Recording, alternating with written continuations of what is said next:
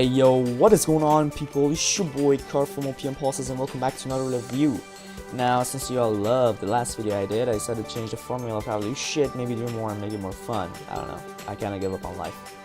This week's game is called Game Corp DX. It's an economic manager game and it's developed by Endless Loop Studios and it costs $2.99 on Steam and it's kind of a fun game to play. There really isn't a story, you just start with some money, 4 tables that can be used to hire people, and a small space to work with. There's a build mode which you can use to design your workspace however you want. You have to develop games to get more money in order to buy more things though. You can hire people with money and have them trained in their special traits. Like, you can have someone be a professional artist, sound designer, coder, and or a programmer. Once you progress, you can move to better parts of the world, like Montreal or Vancouver. The better the place you live in, the more money people cost, and the more things you have access to. You can train people with training booths, which take some time in order to help you towards making better games. The betterness of your game is scaled by stars. The better your guys, the more stars you get, and the more your games sell. You can develop games in micro, small, medium, or large scale. The higher the scale of the game is, it costs more and it needs more people. Once you develop, you need to publish and advertise your game. The bigger the advertisement, the more money it costs.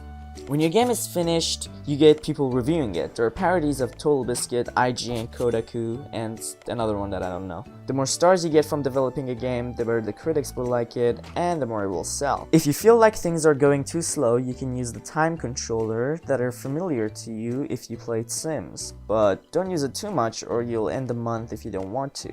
Because at the end of each month, it shows how much money you lost for paying your people and loans and such. You can get a loan of $70,000, which help you towards developing, but also financially cripple you if you take too many loans. At the end of each year, there's a Game Awards show that shows which companies did the best during the year. Like, which company had the most people, or which company was the most beloved. If you get an award, it boosts your workers, which helps you a lot actually. I think the gameplay is fun, it's not too repetitive, and it's kind of difficult because you need to watch out for money. My tip is you should develop a lot, like a shit ton of micro and small scale games to train your guys more and earn money passively. The game has a lot of references to things. You can even hire Gabe Newell and make him work on Half-Life 3.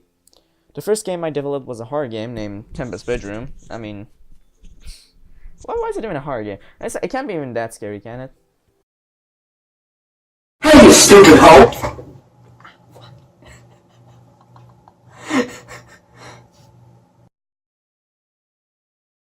Well, the controls are you can do everything with mouse or use hotkeys. I personally prefer mouse because it's easier to use.